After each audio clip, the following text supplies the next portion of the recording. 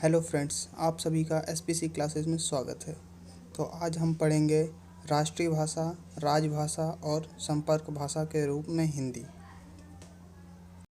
तो हम पहले समझते हैं राष्ट्रीय भाषा की परिभाषा क्या है। राष्ट्रीय भाषा वह भाषा है जो हमारे पूरे देश का प्रतिनिधित्व करती है। प्राय वह अधिकतर लोगों द्वारा बोली या समझी जाती है। राष्ट्रीय भाषा ही किसी देश की राजभाषा होती है और यह पूरे राष्ट्र को स्वीकृत होती है। यह राष्ट्र व पूरे देश की संपर्क भाषा होती है। राजा राम मोहन राय ने समग्र देश की एकता के लिए हिंदी को अनिवार्य भाषा कहा था। अब हम समझते हैं कि राजभाषा की परिभाषा। दोस्तों, कुछ लोग इसमें गलतियां करते हैं। ये राजभाषा है, राज्य भाषा नहीं है। जो हमारे कानून व्यवस्था को संभालने वाली भाषा है, ये वो भाषा है राजभाषा। कुछ लोग इसको राज्य भाषा समझने की गलती करते हैं और उनके नंबर वहीं कट जाते हैं। तो ये गलती आप ना करें। तो अब हम समझते हैं इसकी परिभाषा को। राजभाषा भारतीय संविधान के अनुसार सभी राज्यों के लिए हिंदी के अलावा 21 अन्य राजभाषाओं को स्वीकृति दी गई है। किसी राज्य या देश की भाषा जो कि सभी राजकीय प्रयोजनों में प्रयोग होती है। राज्य का कार्य करने के लिए जिस भाषा का केंद्र सरकार द्वारा मान्यता दिया गया है। हमारी राजभाषा हिंदी को 14 सितंबर 1939 को मान्यता मिली। तो अभी भी कुछ लोगों को कन्फ्यूज़न होगा कि हाँ, ये क्या है, दोनों में समानता क्या है, अंतर क्या है। तो अब हम इसको समझने के लिए दोनों में अंतर करके देखेंगे, राष्ट्रीय भाषा में और राजभाषा में। तो हम शुरू करते हैं अपना अंतर। दोस्तों, मैं आपसे थोड़ा सा विनती करना चाहता हूँ कि आप एक कॉपी पेन लेके बैठें, क्योंकि इसमें अंतर करने के लिए आपको थोड़ा लिखना भी ज़रूरी है। तो पहले हम बात करते हैं राजभाषा की। पहला पॉइंट है इसका भारतीय संविधान द्वारा स्वीकृति। दूसरा पॉइंट है प्रशासन में उपयोग होना। तीसरा पॉइंट है उपयोग समिति होता है।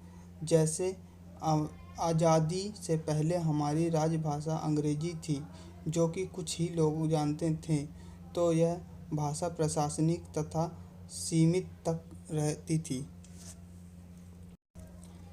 राजभाषा से लोग भावात्मक रूप से नहीं जुड़ते। राजभाषा की शब्दावली प्राभाषिक, निश्चित, औपचारिक होती है। एक ही अर्थ होता है इनका। यदि अगर राजभाषा का अगर कोई अर्थ है तो उसका एक ही अर्थ होगा, उसका और दूसरा कोई अर्थ नहीं होगा। अब हम बात करते हैं राष्ट्रीय भाषा की। तो इसका पहला पॉइंट यह है कि यह बहुसंख्यकों द्वारा बोली जाने वाली भाषा होती है। और दूसरा पॉइंट है संपर्क में योग होना। ठीक है, जो ये संपर्क के योग होनी है, मतलब इसको हम संपर्क के लिए ज़्यादा उपयोग करते हैं। इसका थर्ड पॉइंट है उपयोग सीमित था। यथार्थ, जैसे कि राष्ट्रीय भाषा का क्षेत्र पूरे देश होता है और इसे ज़्यादा लोगों द्वारा बोला जाता है, जिससे यह विस्तृत होती है। अब इसका चौथा पॉइंट हम पढ़ते हैं। राष्ट्रभाषा के द्वारा लोग भावात्मक रूप से जुड़ते हैं, लगाव से जुड़ते हैं, क्योंकि इस भाषा में हम एक दूसरे को अपने दुख सुख की भावनाओं को व्यक्त कर सकते हैं, दूसरों को समझा सकते हैं। अब हम इसके आखिरी पॉइंट पे पहुंचते हैं। राष्ट्रभाषा की शब्दावली अनौपचारिक, गैर प्राभाषिक व अनिश्चित होती है, क्योंकि इसमें एक शब्दों के दो अर्थ भी हो सकते हैं। तो अब हम इसके कुछ महत्वपूर्ण बिंदुओं पर नज़र डालते हैं। भारत के संविधान में अनुच्छेद 343 से 351 तक भारत संघ की राजभाषा के संबंध में अलग अलग प्रावधान हैं। संविधान के अनुच्छेद 348 के तहत संसद में हिंदी और अंग्रेजी भाषा का उपयोग होगा, और जो राज्य अपने को हिंदी और अंग्रेजी में अभिव्यक्त नहीं कर सकता, उसे उसकी मातृभाषा में संबोधित करने की अनुमति है। अनुच्छेद खंड 2 भाग में यह व्यवस्था थी कि संविधान के लागू होने के 15 वर्ष बाद अंग्रेजी भाषा को हटा दिया जाएगा, लेकिन खंड 3 के अधीन यह व्यवस्था थी कि 26 जनवरी 1965 के बाद भी हम हिंदी के अलावा अंग्रेजी भाषा का प्रयोग करते रहेंगे। दोस्तों, तो अब हम बात करेंगे राजभाषा संशोधन अधिनियम 1967 के बारे में। तो बात करते हैं ऐसे कुछ हम। राजभाषा संशोधन अधिनियम 1967 के अनुसार राजभाषा अधिनियम 1963 की धारा 3 में बदलाव में निम्नलिखित व्यवस्थाएं की गई थी। दोस्तों, अब हम इसमें बात करेंगे कि जो हमारी धारा 2 थी उसके बाद धारा 3 आई, तो उस धाराओं में क्या क्या बदलाव किए गए थे, क्या क्या व्यवस्थाएं थी, तो उन पर हम बात करेंगे अब। तो इसका पहला पॉइंट ये है, संघ ने जिन परियोजनाओं में 26 जनवरी 1965 से पहले अंग्रेजी में कार्य हो रहा था, जिन जगहों पे 1965 से पहले अंग्रेजी में कार्य हो रहा था और जहाँ पे हिंदी और अंग्रेजी दोनों में कार्य हो रहा था, उसे जारी रखने का फैसला किया। और दूसरा पॉइंट इसका ये था कि जिन राज्यों ने अपना हिंदी को अपनी राजभाषा के रूप में नहीं अपनाया था, तो वो चाहे इंग्लिश में जैसे पत्र व्यवहार अपने आसपास में कर सकते हैं, अपने गवर्नमेंट के साथ इंग्लिश में वो पत्र व्यवहार कर सकते हैं, परंतु ज़रूरी नहीं था कि वो इंग्लिश में ही करें, वो हिंदी में भी अगर चाहे तो कर सकते थे।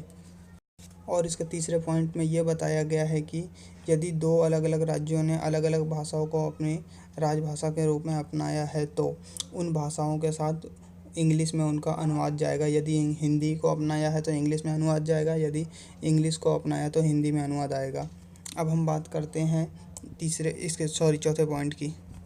तो इसका चौथा पॉइंट है, धारा 3 के अनुसार संघ के सरकारी कामों में हिंदी और अंग्रेजी दोनों भाषाओं का प्रयोग होगा, जैसे कि सामान्य आदेश, नियम, प्रेस नीतियाँ और अन्य रिपोर्ट, संसद में सभी कागजात, संविदा, फॉर्म, इस तरह की चीज़ें जो होंगी वो हिंदी अंग्रेजी दोनों में होंगी। और इसी के धारा 4 में यह व्यवस्था है कि यदि नियम बनाए जाते हैं तो उस वक्त नियम बनाने के लिए वह लोग बैठेंगे जिनको दोनों भाषाओं का ज्ञान हो, दोनों भाषाओं का बोध हो, हिंदी और अंग्रेजी दोनों का। तो दोस्तों, अब हम बात करते हैं भाषा नीति विषयक संकल्प। दोस्तों, ये हेडिंग से आपको समझ में नहीं आएगा, परंतु जो मैं बोलूँगा उस पर ध्यान देना, उससे आपको जल्दी समझ में आ जाएगा। 1967 के राजभाषा संशोधन में दोनों सदनों ने भाषा नीति के संबंध में एक संकल्प पारित किया, जिसमें निम्नलिखित पंक्तियों को कहा गया। तो इसके पहले पॉइंट में लिखा है, हिंदी भाषा के प्रसार और विकास करने में और सरकारी परियोजनाओं में हिंदी का उपयोग ले आने में, इसके लिए हम परियोजनाएं तैयार करेंगे, अलग अलग कार्यक्रम हम तैयार करेंगे। और दूसरे पॉइंट में ये बताया गया है, हम परियोजनाएं और कार्यक्रम तैयार करने के बाद दोनों सदनों में उसे प्रस्तुत करेंगे। और इसका थर्ड पॉइंट है, संघ लोक सेवा न्याय का विचार जानने के बाद भारत और उच्चतर केंद्रीय सेवाओं की परीक्षा में सभी भाषाओं के साथ अंग्रेजी में अनुवाद दिया जाएगा। दोस्तों, अब हम इसे पढ़ते हैं केंद्र सरकार के कार्यालय से, यानी हम केंद्र सरकार के कार्यालय के नज़रिए से अब इसको हम पढ़ेंगे। तो इसके फर्स्ट पॉइंट में लिखा गया है, अगर केंद्र सरकार राज्य सरकार को कोई भी पत्र आदि भेजती है तो उसे हिंदी में भेजेगी और साथ में उसका अंग्रेजी अनुवाद भी भेजेगी। और इसका सेकंड पॉइंट है, यदि कोई वर्ग व प्रवर्ग पत्र अन्य भाषा में भेजता है तो उसे भी रीति उसी भाषा में भेजी जाएगी। मतलब इसमें ये कहने का मतलब है कि यदि कोई दूसरी भाषा में पत्र भेजता है तो हम केंद्र सरकार कोशिश करेगी कि उसी की भाषा में पत्र भेजे। तो अभी हमने पढ़ा कि केंद्र सरकार के कार्यालय से, यानी उनके कार्यालय से राज्य सरकार के कार्यालय में। अब हम पढ़ेंगे केंद्र सरकार के कार्यालय के बीच पत्र आदि, यानी कि हम केंद्र सरकार से और उनके दूसरे कार्यालयों में ही केंद्र की पत्र आदि का विवरण अब जानेंगे। तो इसके पहले पॉइंट में यह बताया गया है कि केंद्र सरकार अपने पहले मंत्रालय से या किसी भी मंत्रालय से किसी दूसरे मंत्रालय में, केंद्र के दूसरे मंत्रालय में अगर पत्र भेजती है तो वो हिंदी या अंग्रेजी किसी भी भाषा में भेज सकती है। और इसके दूसरे पॉइंट में ये बोला गया है कि केंद्र सरकार ने कार्यालयों में टिप्पणी हिंदी और अंग्रेजी में लिखी जा सकती है। तो अब हम बात करते हैं अभिवेदन, आवेदन आदि के बारे में। यानी कि जैसे अब हम इसमें बात करेंगे कि आवेदन एक प्रकार का अपील है। तो हम अब इसमें बात करते हैं इसके पहले पॉइंट में। तो इसमें यह बताया गया है, यदि कर्मचारी कोई भी आवेदन, अपील, अभिवेदन हिंदी तथा अंग्रेजी में कर सकता है। यानी अगर कोई कर्मचारी चाहे तो वो हिंदी तथा अंग्रेजी में अभिवेदन, आवेदन, अपील कर सकता है। अब इसका हम दूसरा पॉइंट समझते हैं। इसके दूसरे पॉइंट में यही बताया गया है कि यदि कोई आवेदन या अपील या अभिवेदन करता है किसी भी भाषा में, तो उसी भाषा में उसे हस्ताक्षर और उत्तर भी देना रहेगा। मतलब हस्ताक्षर भी उसी भाषा में करना रहेगा और उत्तर भी उसी भाषा में देना रहेगा। सो दोस्तों, इस चैप्टर का लास्ट पॉइंट अब हम कवर करेंगे संपर्क भाषा की परिभाषा। यानी संपर्क भाषा होती क्या है। तो अब हम बात करते हैं। संपर्क भाषा शब्द अंग्रेजी शब्द लिंगुआ फ्रैंस से लिया गया है, जिसका अर्थ है कि सामान्य बोली या लोक बोली।